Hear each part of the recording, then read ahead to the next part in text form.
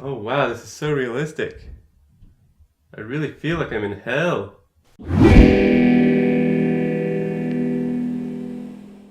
So I recently discovered this thing called Google Cardboard. It's virtual reality, but in a cell phone somehow. That can't possibly work, can it? Well, I tried it and I was pleasantly surprised. The motion tracking works pretty well, and having a separate view in each eye makes the depth perception really convincing. Since I have some Android programming experience, I downloaded the development kit, and then I immediately started getting ideas for interesting things I could do in VR. And then I thought, hey, what about Doom? That's one of my favorite video games of all time. I've been making custom maps for Doom since I was a kid, so I'm already pretty familiar with the file format, and it's pretty well documented online. So I thought, what's to stop me from taking a Doom wad and then importing it into VR somehow? So I started messing around a little bit, starting from the sample with the spinning cube, and within a few days I got this wireframe version up and running. At this point I knew I was onto something, so all I had to really do was go from looking like this to looking like this. And hey, how hard could that be? I'm sure it just requires a few extra steps. Well, after working on it for a little bit longer, I eventually came up with what you see here. So, now that I've got it all working, let's take a look and see what it actually looks like in VR. First there's the iconic starting area. Anybody who plays Doom should recognize this part. Look at this. It's like I'm really on Phobos. Or, I guess, Yang Shuo? Everything looks pretty much like you would expect. Hey, remember this part? Can't help but appreciate the art direction in this game, seeing it so close like this. Doom 2 is supported too, of course, and it's just as fun to go back and revisit some of these areas that I'm familiar with. This part looks way bigger than I remember. Remember this level? In all honesty, this is one of the best ones to look at in VR. I just love these giant pits of death.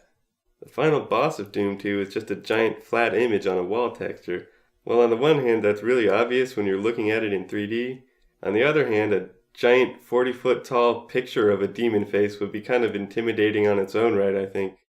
Moving on from that, there's also Heretic, which I didn't play when it was new, but it's got some pretty interesting environments. But of course, it's not just limited to the original games. There have been thousands upon thousands of custom levels made over the years. If I can get some of these to work in VR, I could potentially unlock a lot of content.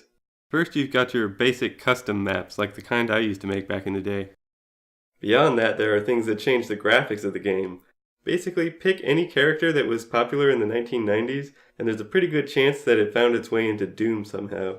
Then there are the total conversions, starting with Alien Doom. Creeping through these alien-infested corridors is actually pretty spooky in VR, as pixelated as it might be.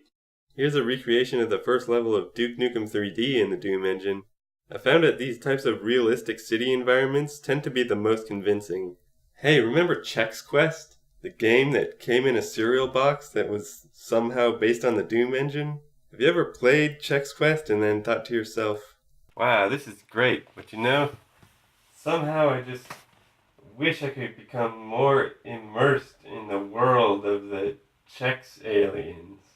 Well, today's your lucky day. Introducing Chex Quest VR. Yes, this is an actual thing that exists now. There's also Star Wars Doom with a convincingly acrophobic view of the Death Star, or Star Trek Doom. Look at this, there are multiple versions of the Starship Enterprise that you can explore. Remember the holodeck from Star Trek The Next Generation? This is like a holodeck within a holodeck. And now I don't even know what is real anymore. And finally there's Batman Doom. Running around Gotham City, sneaking around the Batcave. This whole thing has a very vibrant cartoony art style that's just really pleasant to look at. That's just the tip of the iceberg. There's more where that came from, but you get the idea. I should mention that somebody else already ported the original Doom engine to Google Cardboard. The graphics aren't quite as convincing, but if you want the authentic gameplay experience, you should try that. My version is built from the ground up for VR, but it doesn't have any gameplay at this point.